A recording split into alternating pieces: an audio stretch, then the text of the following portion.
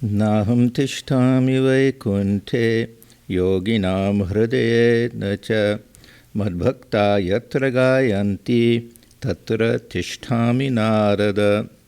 O Narada, I do not dwell in Vaikuntha, or even in the heart of the yogi. Wherever my devotees sing my praises, there do I dwell. Good morning, everyone. It is very nice to be here. Whenever I come, I always mention the early memories I have of this center. I came the very first year that Swami Atmajnananda came here. I was one of the few first people and devotees from outside of the center, I think, who met him. So it was a very fond memory, and I've been here so many times. So whenever I come here, I think of our Swami T and remember him. He was very, very loving and affectionate towards me. So I have so many wonderful fond memories of this center. And we can't think of this center without thinking of Swami Vivekananda, and how the work of the order in this country was started, and how Swamiji brought Vedanta to the West, and with gratitude and everything. So it's a very special center, this New York Center, and I'm always happy when I get invited here. I'll make a confession that I ran out of fresh ideas many years ago. So you'll find that either I repeat old talks or I find some interesting article or something and I base it on that. Today I'm doing both.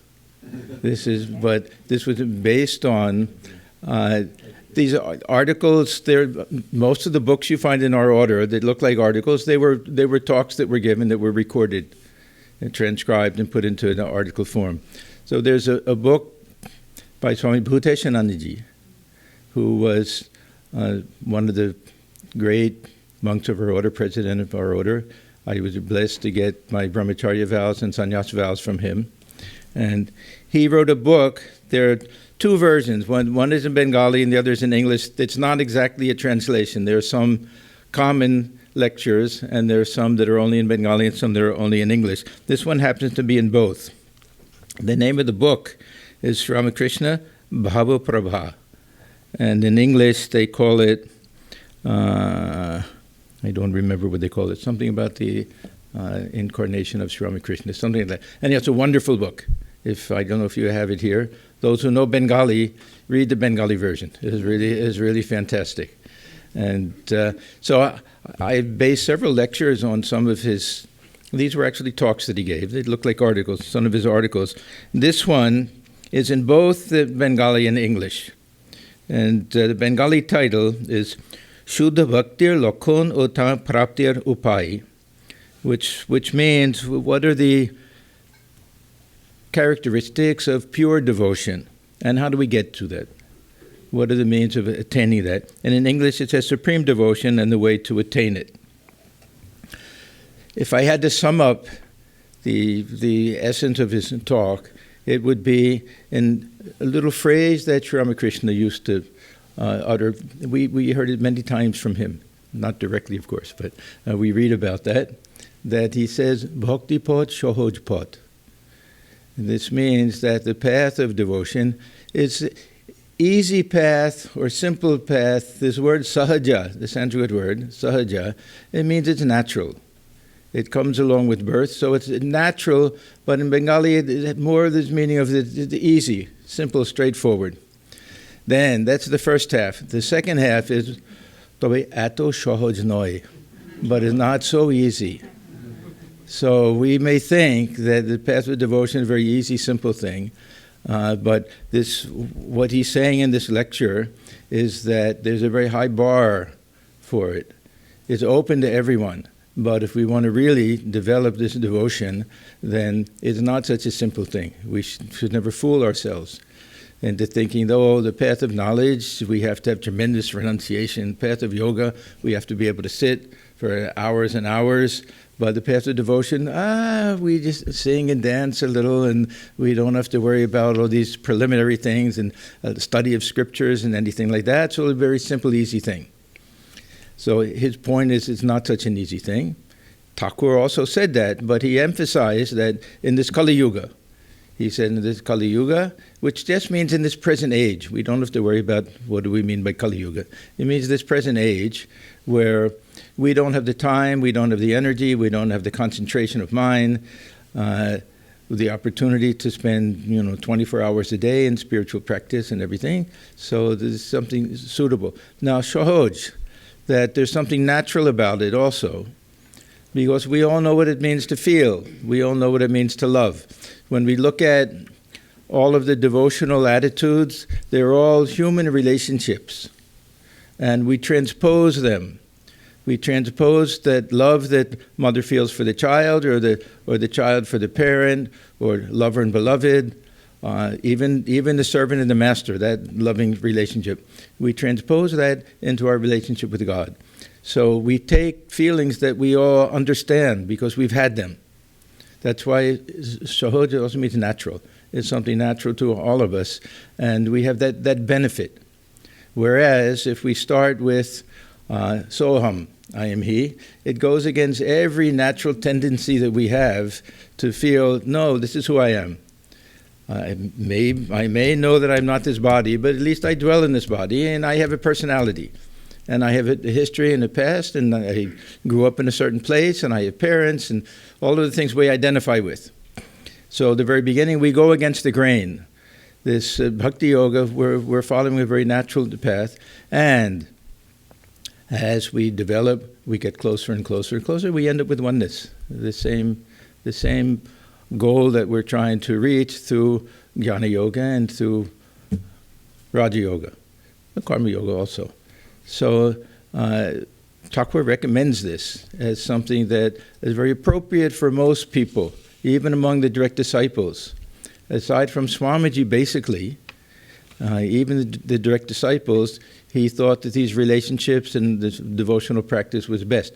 His teaching, really, we can say, was the Jnana Misra Bhakti, that it's devotion, but not dualistic devotion.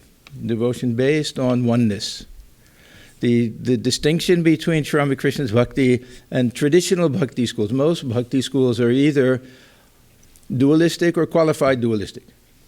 So in the South, especially, Ramanuja is very, very strong, followers and everything. So it'll always be with some slight feeling of separation between the worshipper and God. A little bit either apart or some relationship, but not this absolute oneness. For Sri Ramakrishna, he says everything ends in oneness. But we follow this path. As we follow it, he says, love, it's like a cord that draws us closer and closer and closer. So we start out as dualists, and we end up with this union, and then perhaps oneness. The devotee sometimes prefers this idea of union, but whatever it is, it ends up in some type of idea of oneness. We just had a retreat in Providence yesterday, and I mentioned a very nice statement that was made by Swami Parameshanandaji, the Holy Mother's disciple. He said in the Ramakrishna order, we're Advaita Vadins, but Dvaita Karins. That means that philosophically, that we accept this oneness, non-dualism, but when it comes to practice, we follow devotional practices, which look like dualistic practices. We start with a relationship, something like that. So this is the advantage to this path of devotion, that we utilize these relationships, bhava. Sri Ramakrishna says very often that we have to, Bengali phrase is asray korte hoy, we have to take refuge with some relationship. Akdabhab, asray korte. We have to utilize this feeling of connection with God. And we do it by emulating one of these paradigms that we have. This is why when Sri Ramakrishna, he wanted to worship Rama, what does he do? He has to first identify with Hanuman. This is the way it's done. That's more important in the beginning. More important to establish that relationship. We want to worship God as mother, then we have to think, even an 80-year-old man will have to think of himself as a small child. Aropkara. Has to assume that identity. And that'll be the ground in which we stand, this ashraya, in order to practice this type of devotional relationship. This is a very strong philosophy in the Vaishnava tradition. They have these 5 different relationships, but also worshippers of Divine Mother. They also rely wholly on this idea that we're small children, and the Mother looks after us and takes care of us, and we rely on her 100%. So that way we can practice surrender, and we can practice acceptance of whatever comes, and complete absence of anxiety and worry and everything.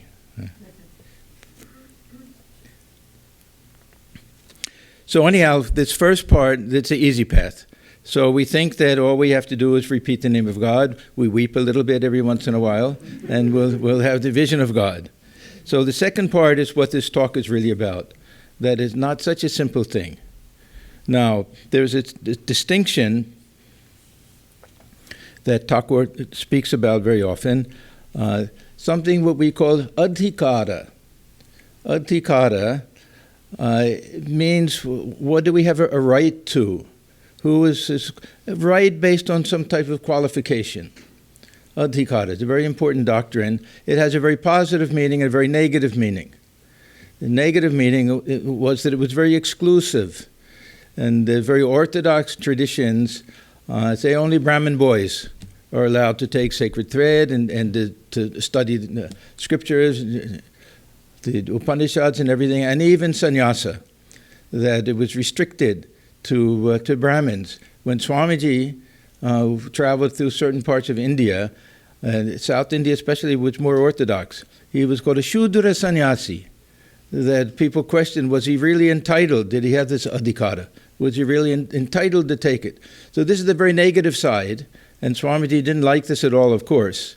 He thought it should be open to everyone. When we read the Bhagavad Gita, we see that that's completely thrown out the window, that everyone is qualified, everyone can have God realization, that there's no distinction among the highest or lowest, male, female, no distinction whatsoever, but a very orthodox tradition. But the very positive idea, adhikara, is that because of our nature, we're more qualified, or it's more appropriate for us to follow a particular path. And Thakur gives the illustration of the mother knowing what type of food the child likes. So he says, if this is for Bengalis, of course, he buys a big fish. Buys a big fish, and she knows which members of the family like a certain type of preparation, whether it's fried fish or boiled or whatever it is. This is called ruchi bheda, that they have a taste. Everyone has a different type of taste, but they're not all suited for it. The one child, she said, I know he likes to have fried fish, but it gets indigestion. So there's no adhikara that way. Or he says, hojam shakti, this power of digestion. Can't digest it. So this is the distinction that's used with who is qualified to follow the different paths, spiritual paths. So for Jnana Yoga, this is a very important question. Who is qualified to follow this Jnana Yoga? Sri Ramakrishna says that, and Gita says also, that those who have a tremendous amount of dispassion, who aren't too involved with this world, they look at it as kind of a passing show, who have this tremendous faith in the scriptures, there are a lot of preliminary things, and they have to have control of the senses and shamadhamma, all of the different things for the path of knowledge. The path of Raja Yoga, even stricter. They have the absolute control over the bodies, all sorts of different things. The path of Bhakti Yoga, this adhikara doesn't apply, it's open to everybody. No one is excluded. The only requirement is a little sincerity, a little real desire, sincere desire for devotion, and some purity of life, of course. The minimum, that has to be there. Now, the second distinction that forms the basis of this talk that Swami Maharaj gave, was between what we're entitled to and what we're prepared to do. So he uses another term, prastuti. So we have this adhikara, which is one thing. It's open to everybody, but are we ready for it? I'll give an example.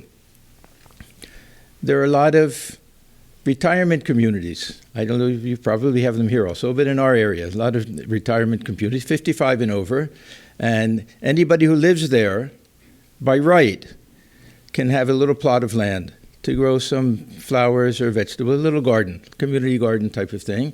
If you have a place there, then you're entitled to do it. Maybe you have to pay $10 a month, something like that. But you're entitled to do it. So if anybody can do it, if somebody goes and they simply throw some seeds and everything, they don't do the weeding, they don't fertilize, they don't do any preparation, they won't get a good crop. So this is the distinction that he's making, that this path of devotion is open to everybody, but if we want to be successful, then we have to prepare the heart. Prastuti. This is a term that he used. We have to prepare the heart. So his talk really is all about not who's qualified to do it, but who will really make the best use of it. What do we have to do in order to give ourselves the best chance that seed will grow into a huge tree, that will really be successful? The path of devotion, what are we trying to achieve in the path of devotion? Devotion itself. This is, even there are devotees who say, I don't care about God realization even. I just want to have that love for God. I want to offer everything to God. If he gives the God realization, fine. If not, I don't care. This is according to followers of the path of devotion, not of the Bhakti Sutra, we read this. This distinguishes the path of bhakti from every other path. That followers of devotion care for nothing but devotion itself. And doing everything as an offering to God, not caring about getting anything in return. This is Shuddha Bhakti. This is what Thakur means by pure devotion. That there's no motive behind it, no selfish motive at all. It's done with a perfectly pure and innocent type of heart, and not caring for what we get out of the whole thing.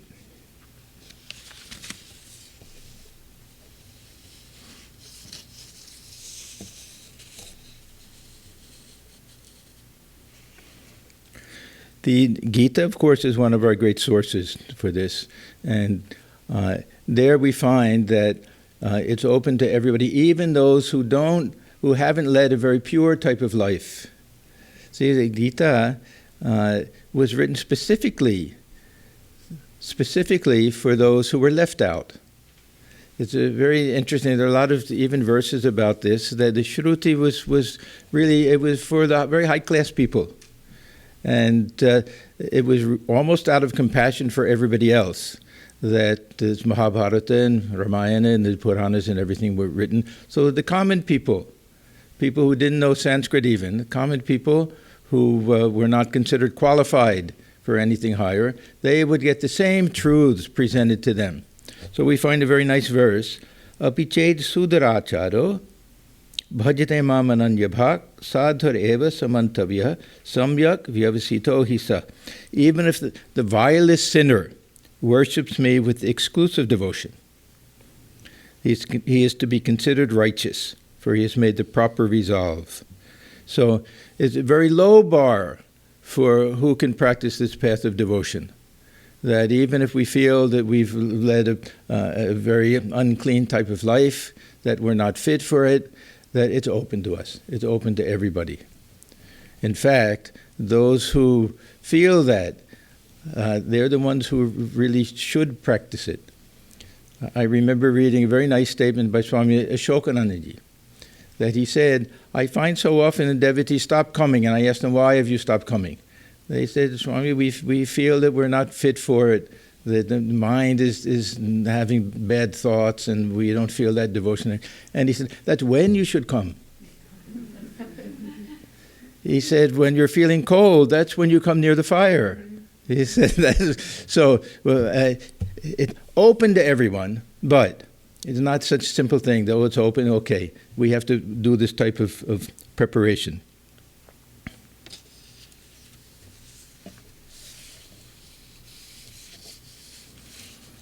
The first thing, of course, is this idea of purifying the heart. And Sri Ramakrishna gives a very nice example of this.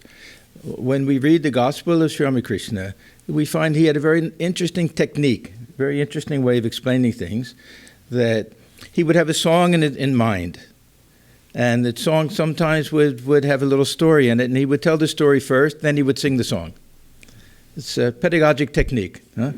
But, of course, it was just natural to him. Not that he thought these things out. It was just natural, but it was his style. It was a very nice way of doing it. So we read in the Gospel, this is Thakur speaking. There lived in a village a young man named Padmalochan. People used to call him Podo for short. In this village there was a temple in a very dilapidated condition. It contained no image of God. Ashwatha and other plants sprang up on the ruins of its walls. Bats lived inside, and the floor was covered with dust and the dropping of the bats. The people of the village had stopped visiting the temple. One day after dusk, the villagers heard the sound of a conch shell from the direction of the temple. They thought perhaps someone had installed an image in the shrine and was performing the evening worship. One of them softly opened the door and saw Padmalochan standing in a corner, blowing the conch. No image had been set up. The temple hadn't been swept or washed, and filth and dirt lay everywhere. Then he shouted to Podo. Now the song comes. So now Thakur is singing this song. You have set up no image here within the shrine, O fool. Blowing the conch, you simply make confusion worse, confounded. Day and night, 11 bats scream there incessantly. O Podo, you have no image of Madhava in your temple, and behold, you have not even taken the trouble of cleansing and purifying the temple. Day and night, the 11 bats screech here. Then Thakur explains the 11 bats are the 5 organs of action, the 5 organs of perception, and the mind.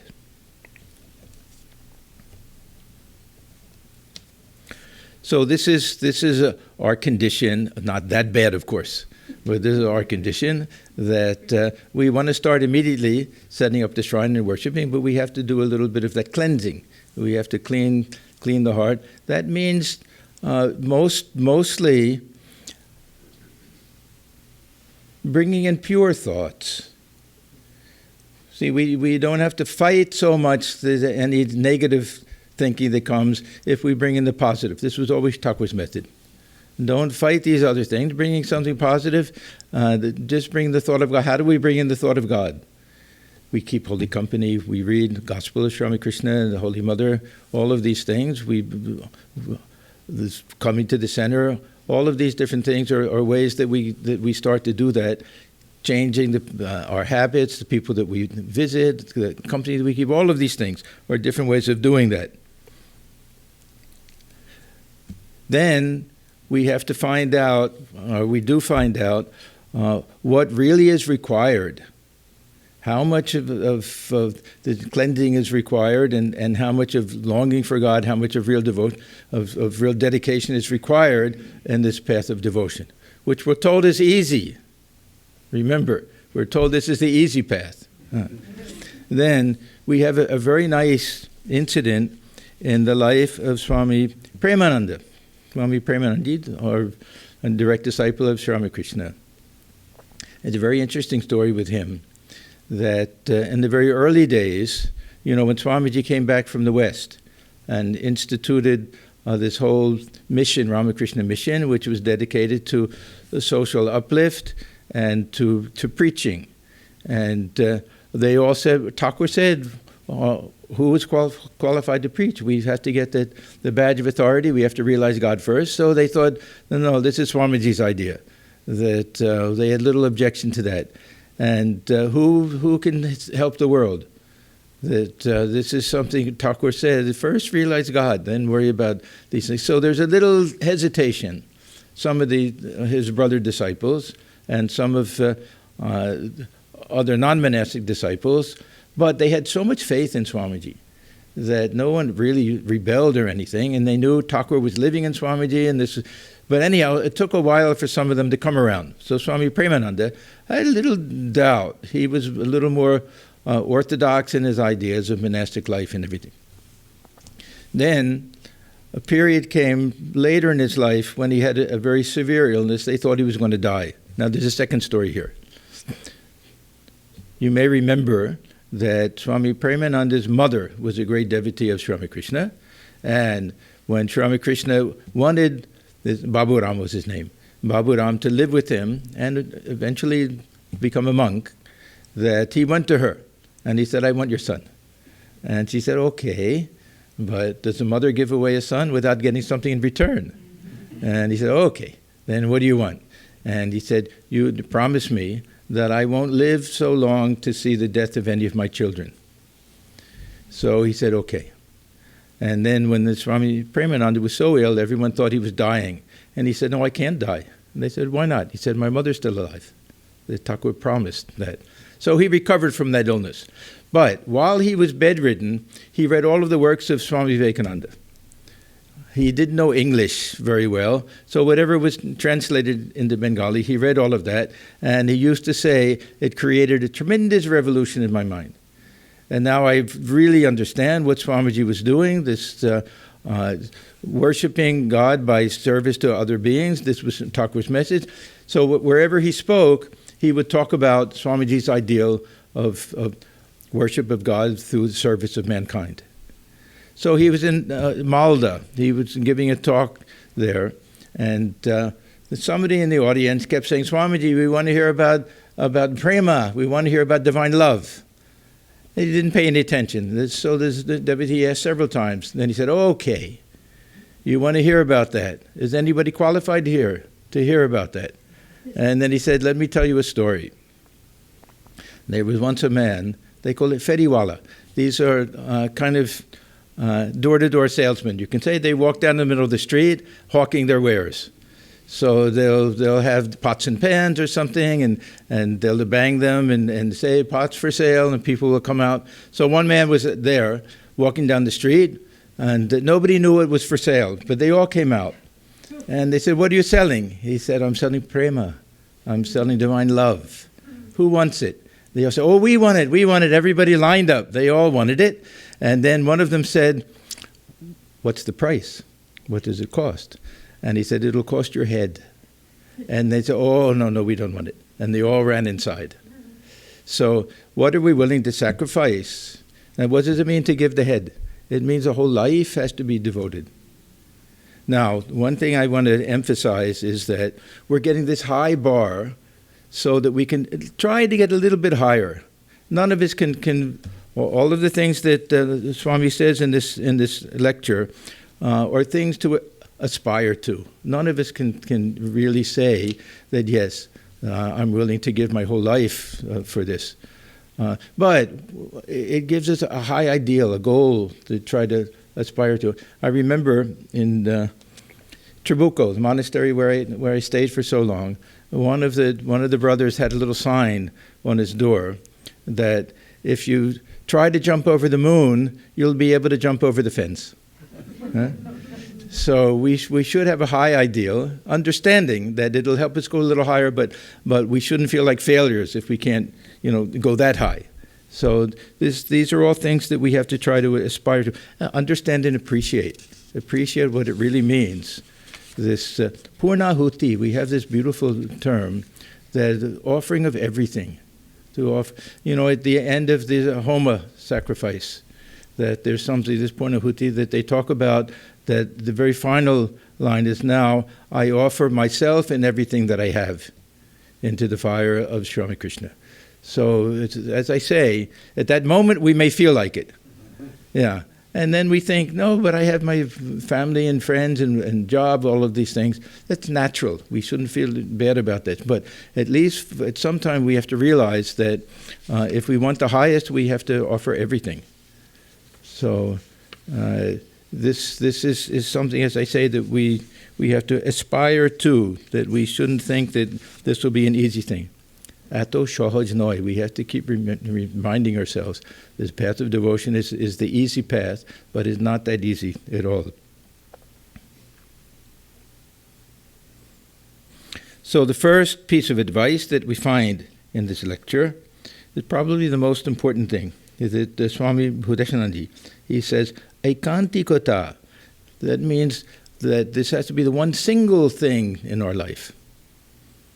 the one single thing in our life, then sarvanta karane, with all of our heart, ananya mana, with the mind not caring about anything else, that we have to think of God, meditate on God, like that.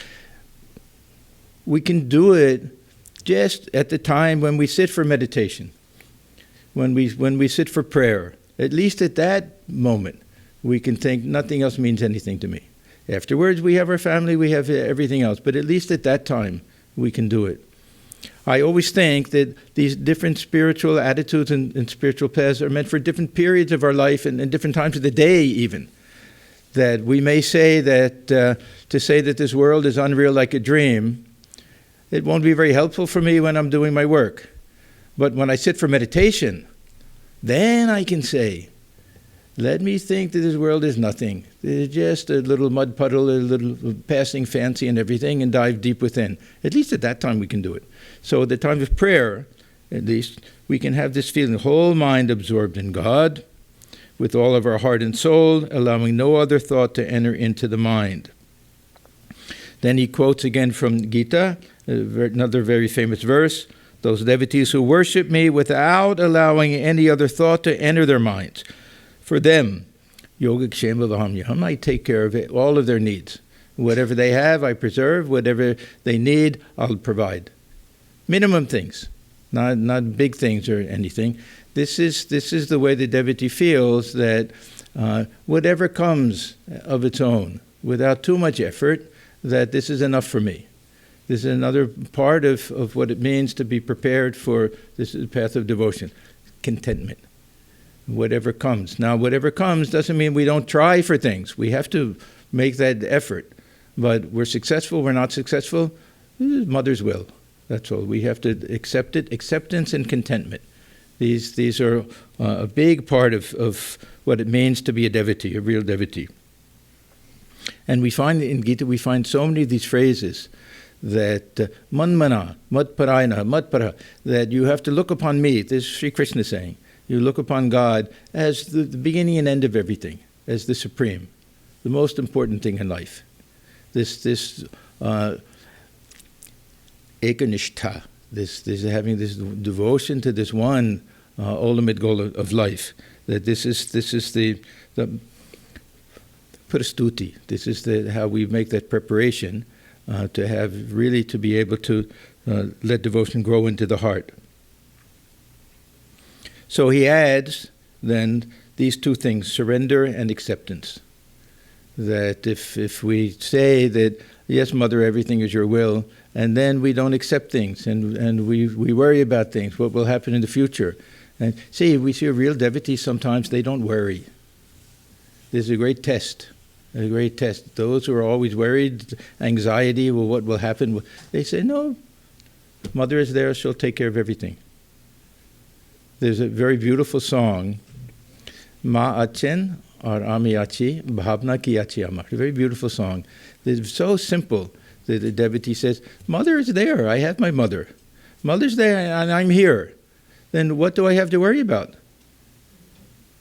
I have my mother, she'll look after me. So Thakur always talks about the kitten, the attitude of the kitten. The kitten doesn't care that the mother may take it and put it in the ashes in the fireplace or in the bed of the master. Doesn't care. My mother put me here. It must be the best thing for me. So then there's no anxiety. There's no worry about anything. So this surrender and acceptance, he says that these are the two most important things. He said we shouldn't approach God as beggars. Give me this, give me that. We say whatever comes, it comes, and we accept that. It doesn't mean that we don't try. This is a common mistake that many people make. If we live in the world and we have our jobs, we have our school, we have things, we have to do our best.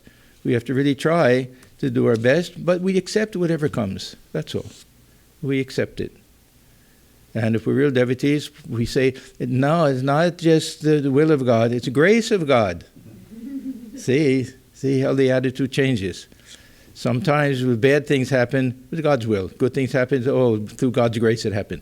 Real devotees, everything is God's grace because we learn from everything. We look back, the worst things that happened in our lives sometimes turn out to be the greatest blessings for us. only we don't understand it at the time. So this is all an attitude.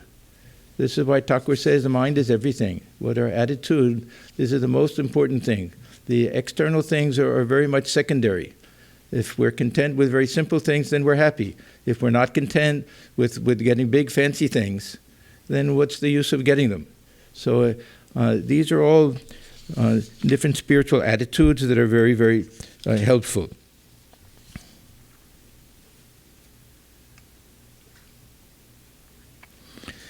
And then we have this concept of sincerity. I've always wondered exactly how we explain this concept of sincerity.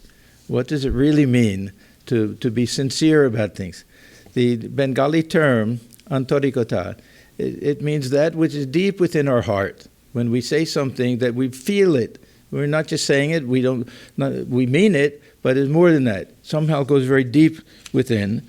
And this becomes one of the most important prerequisites. I remember when many years ago, this was 1973, before I was connected with the order even, that I went to India and I went to a place called Almora. Now we have a nice big center there, but I didn't know about the center. I only knew Almora because Mayavati was in the Almora district. I didn't know anything. I thought I'll go there and I'll find Mayavati somehow. But there was a place, before you get to our ashram, it was called Ramakrishna Dham. And I'm sure nobody has ever been there or seen it. I don't know if it's even a small place. And to my surprise, there was an American sadhu there who had been there his whole life. He must have been in his 80s at that time. And he was a monk of our order who went to Almora because they thought he couldn't handle the climate in Kolkata and other parts, so they sent him there. Many of the other monks went there just to get some rest. You know, they'd work hard and everything. So he thought, I've come for sadhana, spiritual practice. They're just resting. He was a little proud at that time. So anyhow, he left, but remained a monk. His name was Mangal Chaitanya. And he started this other little place. There were a few people there, looked after him and everything. Very nice man. I liked him. We spent a lot of time. But the one thing that he kept saying is, first you have to be sincere. That was the one thing. He had no other special teaching that he was interested. He just kept stressing that idea. You have to be sincere. So the sincerity, this is the test of that. Are we willing to accept what comes? Are we always fighting against things? Or are we always trying to get more of this or that? Or do we feel that we know what's best for ourselves? That this is one of the tests. If we really have sincerely say that everything is thy will, O Mother. If we really say that, there's a test for that. What type of anxiety, what type of frustration do we have and everything? So the sincerity is really one of the most important. If we're sincere, everything follows. If we have a sincere, not even sincere love for God, if we have a sincere desire to love God, who can say that they have a we don't know who is God, what is God, how much do we know of that, but some real longing, sincere longing to follow this path of devotion and to know what it feels. We see these great souls. We see tears coming from their eyes. To have that longing, to have that, to attain to that type of devotion. So then we go to this idea of surrender. Now I really want to emphasize this idea that there's no contradiction between self-effort and surrender. That actually we have to do self-effort first. Thakur tells many stories that sometimes have two meanings. Sometimes there's a secondary meaning that we overlook. I think one of these is the parable of the bird that falls asleep on the mast of a ship. I'm sure everybody knows this story, that there's a bird that got tired and sat on the mast of a ship that was anchored at shore and fell asleep. By the time the bird woke up, the ship was all the way out to sea. And the bird said, well, I want to fly back to land, but couldn't see land anywhere. So flew as far as it could fly with all of its energy until it was so tired that it knew that it had to turn around, otherwise it would be sunk. So it turns around, goes back, and then rests, and does it in every direction. And doesn't find land anywhere, and then says, okay, wherever the ship takes me, I'll go, I'll be happy.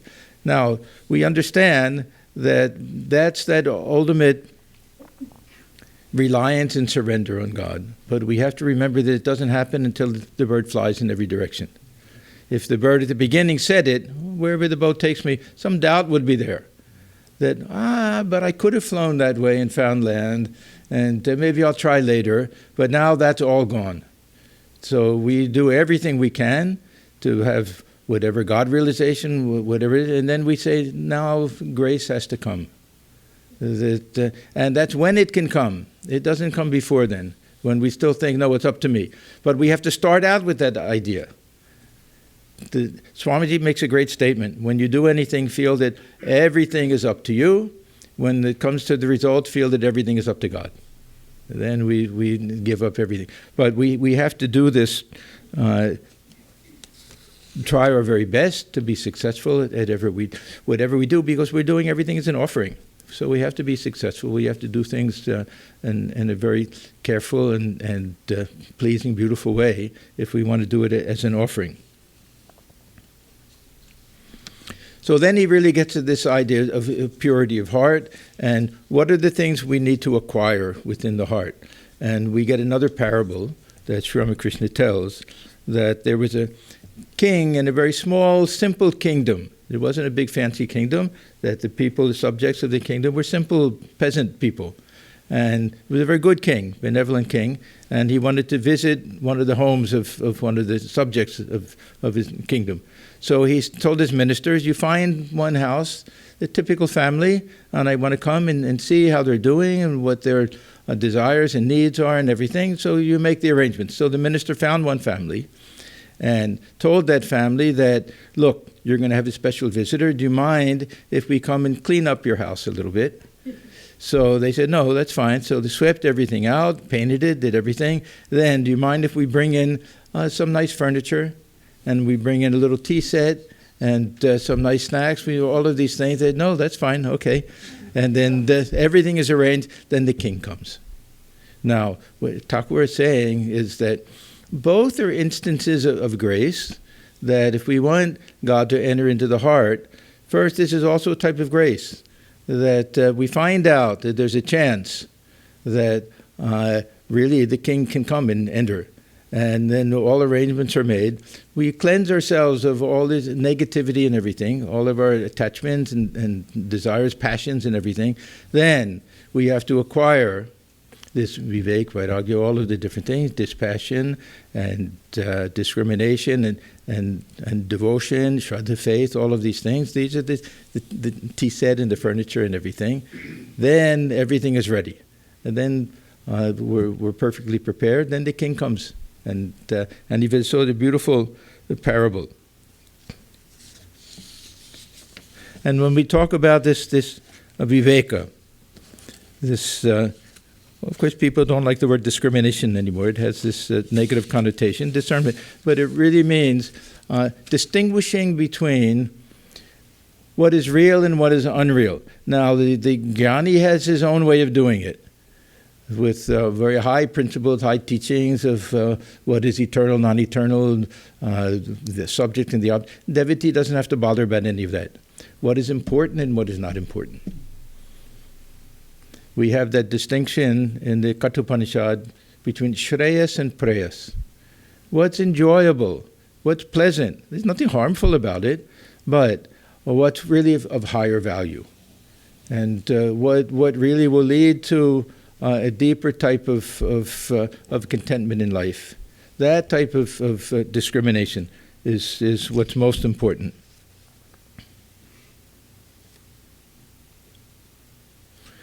Then he talks about what happens if we don't purify the heart first, if we don't do this cleansing and everything. And again, we get a couple of very nice parables. One of these is about bringing water to the field. You know, Thakur has so many examples. He lived in the agricultural area. There's so many beautiful examples. How he observed things. What a power of observation he had to observe how they would irrigate the field. There'll be a reservoir that'll be a little higher than the rest of the field, and someone has to dig a channel to get the water into the field. And then they can simply raise the floodgate, and the water will come of its own. So he says that he noticed that sometimes if the farmer wasn't very careful, that there would be little holes or little gaps, places where the channel wasn't fully made, and the water would run out through them and it would never reach the field. So he said, what are these holes? These are our worldly desires. And then another nice illustration that three men go out drinking one night, and they get stumbling drunk. And they're just walking around, and one of them says, oh, there's a boat there. Let's get in the boat and we'll row over to the other side. So they get in the boat and they're rowing all night long. They're rowing and rowing and rowing. And when the sun comes up, they say they haven't moved at all. And they say, what happened? And one looks down and says, yes, nobody raised the anchor. So our spiritual practice isn't exactly like that. Of course, some of the water will get into the field. The holes we have aren't that big, but not all of it. And we're not completely anchored, but we won't get the full results of our spiritual practice. When we have these worldly desires, will prevent at least getting the full benefit of all of our spiritual practice. Now we get a couple of very, very important teachings, and we can sum this up with something that we find in this hymn that was composed by Chaitanya Deva. In all of our Southern California centers, we recite the English translation that was done by Christopher Isherwood and Swami Prabhupada. And most people are familiar with this, especially this, be humbler than a blade of grass, be patient and forbearing like the tree, give honor to all, take honor from none, chant unceasingly the name of the Lord. This is an English translation. The original language is slightly different, a very important distinction. This tornadapi sunichena. So this is fine, that just as a blade of grass, that people step on it, walk on it, it doesn't mind. It doesn't complain. So we should be like that. Let people do what they want, a little bit, so humility. And then the tree, torodapi sahishnuna, that the tree, the patience that the tree has, that the wind and the rain, you hear snow will come and everything, people will sit underneath it, they'll pull its bark off, they'll cut the twigs, they'll carve a heart on the side. The tree doesn't mind, like that. And amanina, manadenas, we shouldn't care if anybody praises us.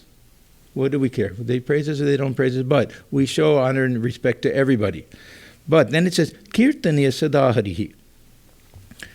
What this really means is that person is qualified to chant the name of God. Kirtaniya, it can be done by such a person.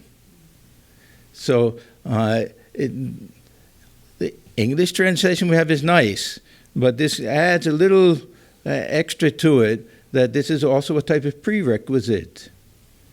So the real devotee will have some type of real humility. Not this oh, I'm a terrible sinner. Thakur hated that. Swamiji hated it even more.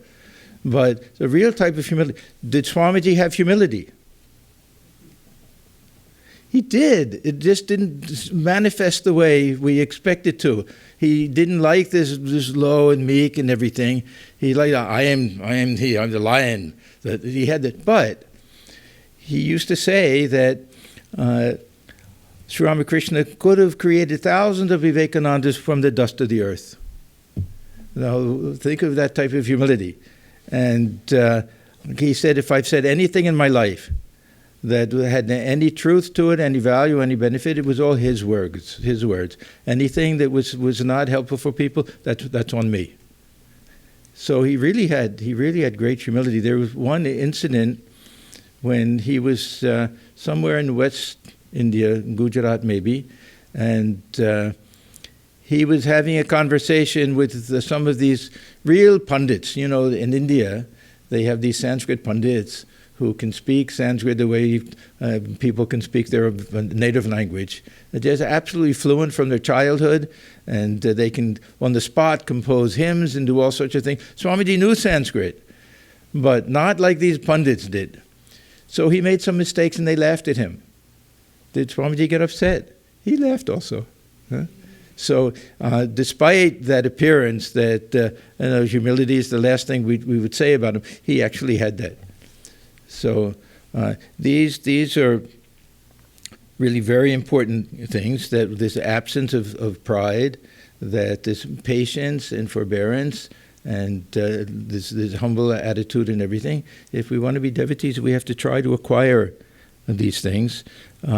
If we do something wrong, we apologize. If somebody does something harmful to us, we say, it's okay. This is, maybe they didn't feel good that day. Well, we don't know why they did it. We don't make a big deal about it. So the real devotee, we think, what has this got to do with devotion? This has everything to do with devotion. Then the heart is open. The heart is open for God to come in. Otherwise, all these things are ego things. Thakur says that the ego is the stump that grows up in front of the door of the house that we can't even open the door to get in. Yeah. So the ego is really, these are all things to help us get rid of the ego.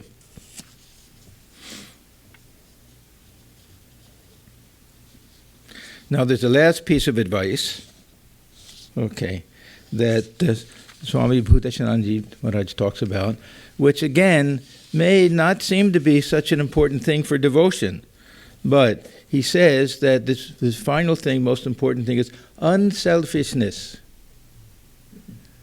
It's very interesting. He writes, we won't be able to love God till we become unselfish. This may not be possible in the beginning, but as we progress, we can become more and more unselfish.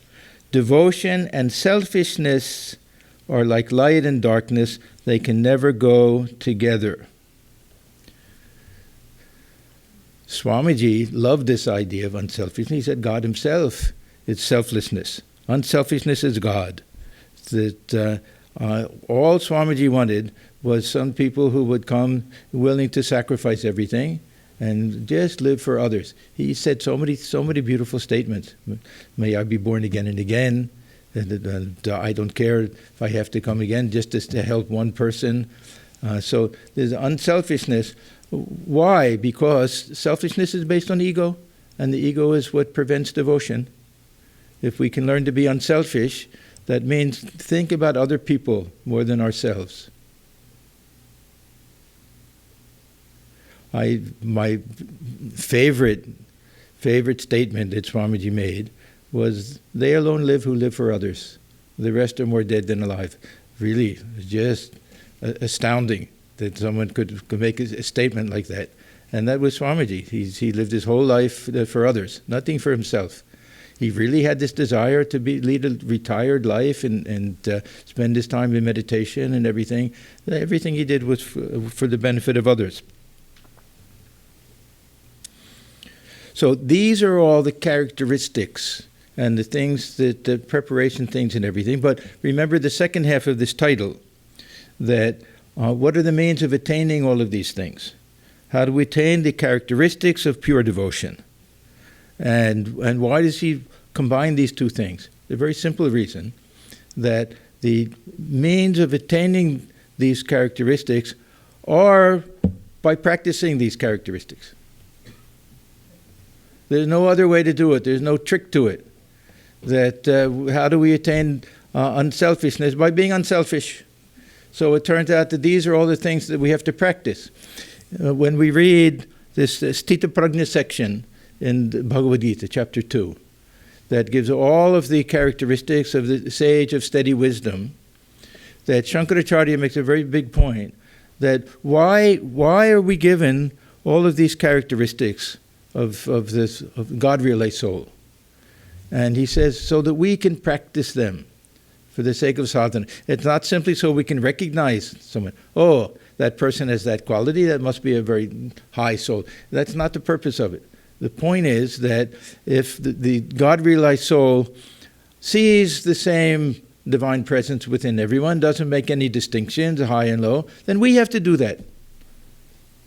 So all of these things that we've spoken of as characteristics of someone with a great devotion, that these are the things that are the means to attaining that as well. When we read chapter 12 of the Gita, there's a very well-known chapter. Many people learn this and memorize this on Bhakti Yoga. The last section of that chapter is devoted to what are the characteristics of someone who is a real devotee. So Sri Krishna is all of these. Such a person is very dear to me. None of them have anything to do with, such a person is weeping for me and chanting my name and singing and dancing and praying to me constantly.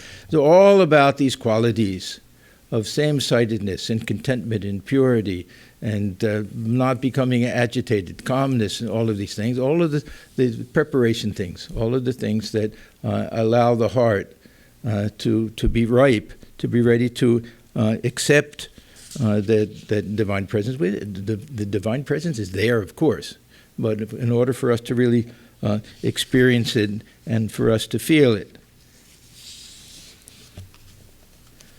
So I'm going to stop. I just want to read some of the things that are there at the end of this chapter 12. It begins with this idea of be friendly and compassionate to all. See, I won't say counterintuitive, we can understand it, but why will this be the first thing? If we want to be great devotees of God, then we should think only about God. No. We have to really have a nice, sweet relationship with other people. And for us, it means seeing God within all others. Free from I and mine, so we don't care about our possessions. We don't care about that someone will praise us. We don't even feel that I deserve credit for this. Yeah, I was an instrument. I played my part. But if it was successful, God's will. The same in pain and pleasure, forbearing, ever content, with the mind fixed on God, not disturbed by the world, causing no disturbance to it. Then a long list. Independent. The independent means not relying on other people, relying on God. Independent, pure, detached, no big ups and downs, neither rejoicing nor hating, neither grieving nor longing for enjoyment. The same to friend and foe, the same in honor and dishonor, cold and heat, praise and blame, content with what comes on its own. We find this phrase in a couple of different places in Gita, that there will be some who practice this 100%. There are some sadhus who don't even beg their food. There's something called the way of the python. These other snakes go out hunting. There's a boa constrictor. They'll hang from a tree, and anything that comes near it, then it'll take. The Swami tried that. He did that a few times. He said, today I won't beg my food. If anybody brings it, then I'll have food. If not, I won't have food. And miraculously, someone would have a dream. The one sadhu was there. Something would come like that. And then finally, a willingness to follow these teachings in our lives with humility and faith, and looking upon the spiritual goal as the one goal of life. So this is really such a beautiful way of understanding these things. And we also need to understand that when we talk about preparation, preparation and practice can happen at the same time. It's not that we have to first purify the heart and then we do our spiritual practice, because we purify the heart through spiritual practice. There's another very interesting parable that Sri Ramakrishna tells about the man with the vat, and people come to dye their cloth. So they all have white cloth, and whatever they dip it in, it turns to that color. And Sri Ramakrishna says the mind is like freshly laundered cloth. Now we think, how is that possible? My mind is not like that. Mind is not like that. But the point is that if we want to dye the mind and get the color of the dye, then we want to wash it. Of course, it has to be somewhat clean. But the dye itself will do the final cleaning. Immersing our minds in the thought of God is the best way of purifying the mind, purifying the heart. So we have to combine them.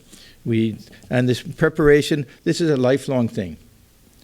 So it's not that we first develop purity of heart and then we do our spiritual practice. We have to constantly practice all of these different qualities and characteristics we saw of the great devotee.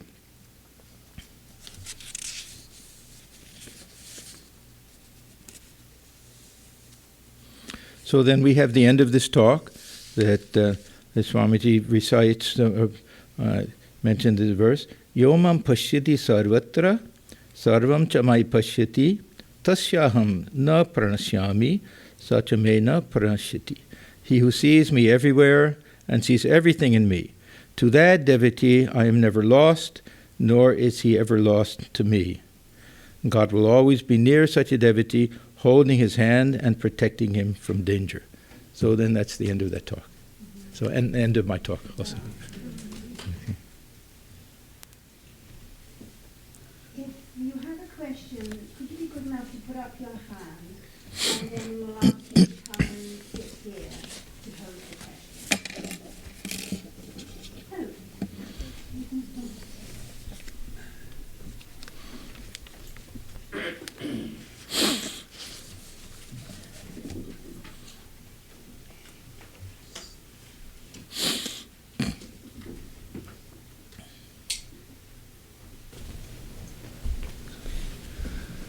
Oh. Pranam Swamiji, it's really nice to see you. Thank you so much for coming here.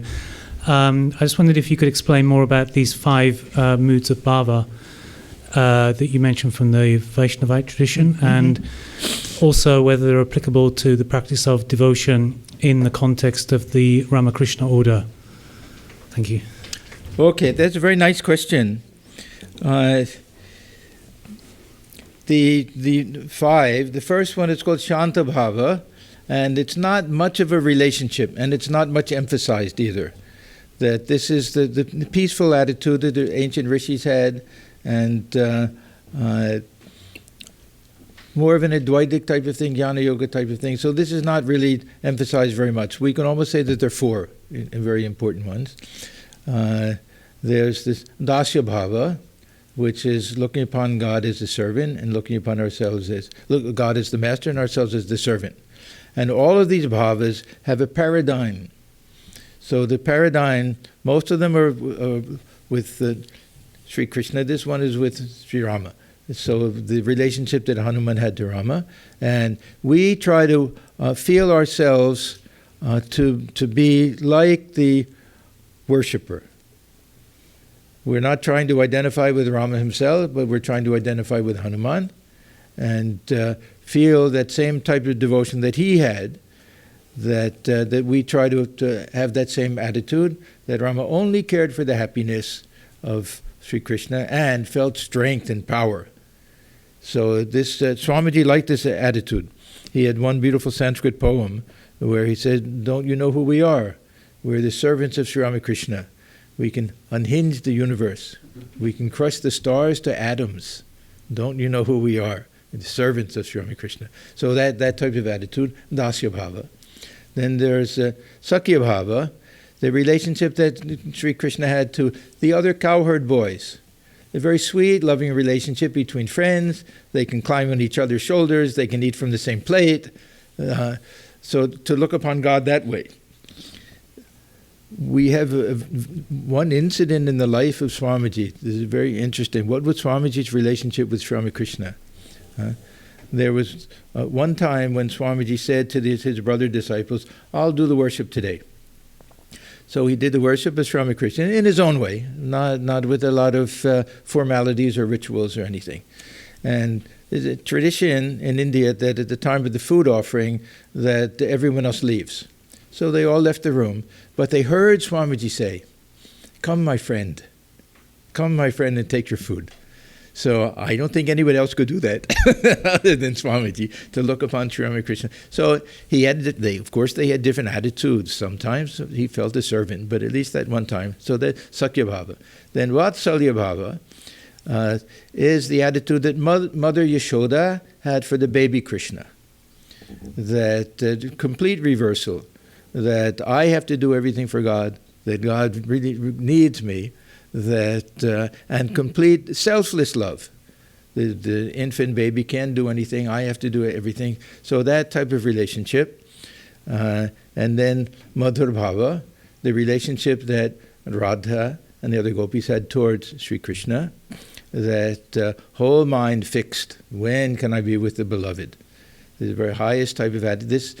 There's a theory among the Vaishnava teachers that the hierarchy is because that each one includes the one before it. So this Madhur Bhava is supposed to include all of the others. That's the highest, but the most dangerous also, and the one that's been corrupted more than any of the others. Now, this isn't an exclusive type of list. The Shaktas will include also, I'm a child and God is mother. And then in the West, this idea of God is father. All of these are possible attitudes that we can take. Now, in our order, there'll be some who like to look upon Thakur as Godai, as the young boy playing, and feel either that Sakya Bhava friend or even have a motherly attitude, thinking upon him as a young boy. That can easily be done.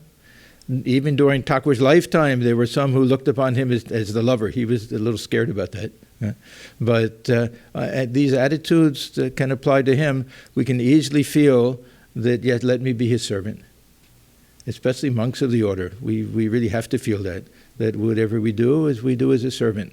We do it but we can all feel whatever we do is to please him, just like the servant wants to please the master. So all these attitudes can be used in the context of Sri Ramakrishna. Traditionally, they were used in the context of worship of Krishna, and Rama to a certain extent, and then, of course, Divine Mother with the other attitude. But we can easily utilize them.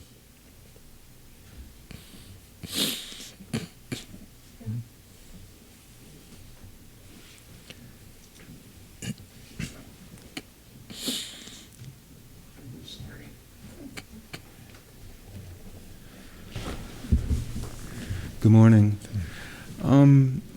With all that's going on in the world now, I sometimes think about I'm pulled and pushed with righteousness and righteous anger and indignation.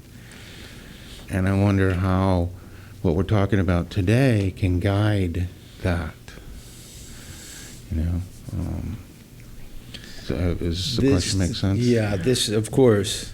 I have a great hesitation in feeling that everything that takes place is God's will, in that sense. Now, how do we justify this idea of God's will? One way of doing it is saying this is a plan of God. It has to do with karma, and it has to do with we have to take responsibility for the results of our own actions. And why did these things happen? Because people have their pride and their ego and their possessiveness, and they want power and everything. That all of the things that we're talking about that are problems, obstacles in attaining bhakti, there are obstacles in living peacefully in the world also. This is a very important point, actually. If someone can adopt all of these qualities, and they're not devotees, they don't believe in God, they don't care about God at all, but they practice surrender, acceptance, humility, they'll have a very smooth, wonderful type of life.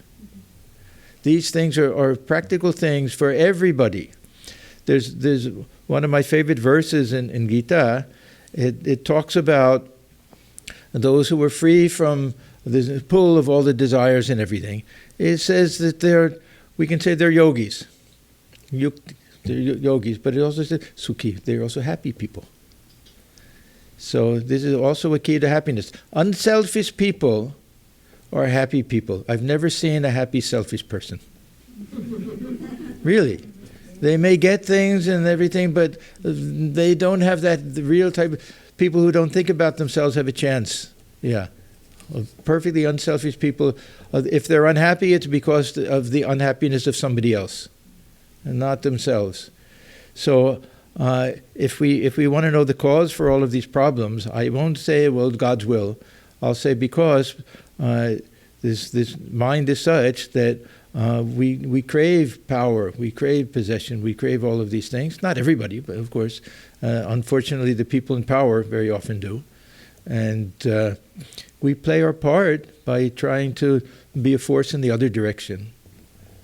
That's all, as individuals. If we have the power in government or something, we try to, do something active to help. If we can bring refugees in, things like that, of course, we do those things. But just for us, we can at least recognize that these sound like simple things, that, we're very selfish people, we're not very happy, but this selfishness and this ego and everything can be catastrophic when it comes to not just one person dealing with another, but one country with another, and people get into power and everything. So yeah, there is some application. We can understand, what's at the heart of a lot of these conflicts. And this lack of fellow feeling, that who is ours and who is a different, who is a stranger.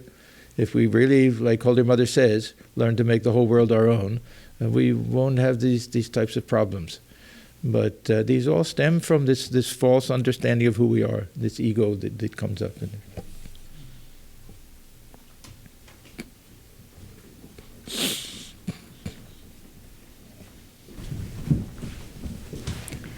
Pranam Maharaj, thank you for the wonderful talk. You mentioned the qualities of the devotee as mentioned in the Bhagavad Gita, and how that doesn't particularly emphasize on weeping and emotions like that. Weeping and wailing are good also. Yeah, and just to emphasize that that's not what we find there. Right. I mean, I noticed that Gita lists Adveshta Sarvabhutanam and all the other ones. Right. Whereas what occurs to me is throughout Gospel, when Thakur is asked, is it possible for a householder to realize God? His answer was, you must weep for God. When the impurities of the mind are thus washed away, one realizes God. Yeah. So I was thinking, given that Sri Ramakrishna is an avatar of recent times, could it be that in this yuga, weeping is as much or more powerful than many other sadhanas that's listed in the Gita to realize God? I think the point that at least that Swami Bhudeshanananda is trying to make is that we won't be able to weep. We won't have that sincere longing for God until we develop this passion for the world and selflessness, all of these other qualities. That will enable us to have that longing for God, which will lead to this weeping for God. Yes, I think that this is a very special teaching of Sri Ramakrishna, that we need this tremendous longing, vyakulata. Many people say this vyakulata, this tremendous restlessness for God, is the special teaching of Sri Ramakrishna. Vyakulata yoga. Some people use that term, that this was an independent path. Yes, this tremendous longing for God that makes us want to weep for God. Yes, this is what he says, that tears of the eyes will cleanse the impurities of the heart. So if we can weep for God, of course, it's a wonderful thing. If Thakur ever heard any of his disciples were seen weeping for God, he was very, very happy. So, yeah, but it requires that purity of heart. It requires that sincerity, that longing and everything for us to be able to do it. And sometimes our weeping for God is mixed up with other worldly things also, and frustrations and disappointments. It's okay. It's okay. But to purely weep, that, I haven't realized God. How many people can do that? Yeah. So a lot of it will be partly that, yes, this world, there's so many problems in this world, it doesn't appeal to me, I want to get out, I need to escape, that God is my only refuge. It's okay. That's okay. But weeping for God is a very powerful thing. If we can weep for God for 24 straight hours, Thakur says, sometimes he says 3 days, 20, that we can realize God. Yeah. So of course, if we can do that, if we feel such longing for God, the tears come to our eyes, then a very high state of devotion that we've reached. Yeah. Thank you much.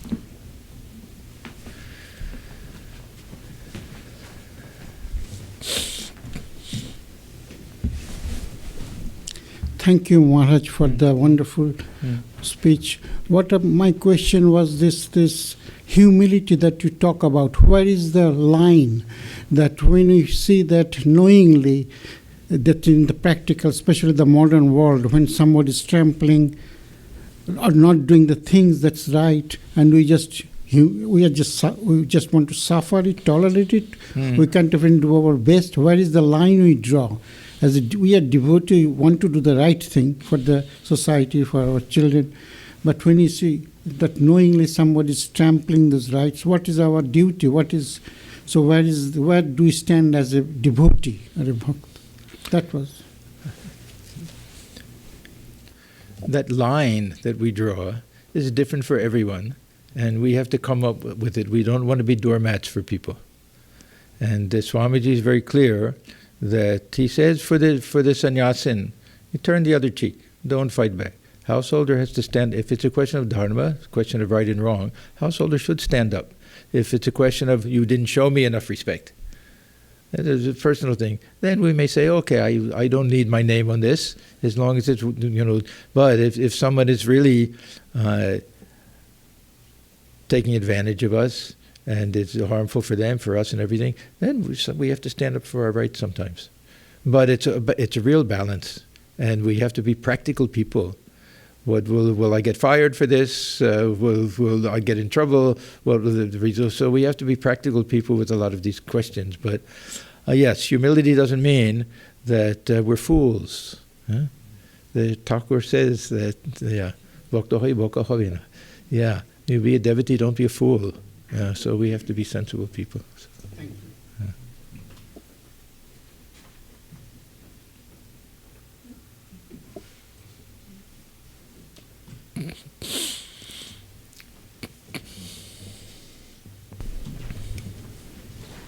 Swamiji, thank you so very much for a wonderful talk and for all of the answers to those questions, even more so. And please do come back again very soon. Thank you. Thank you.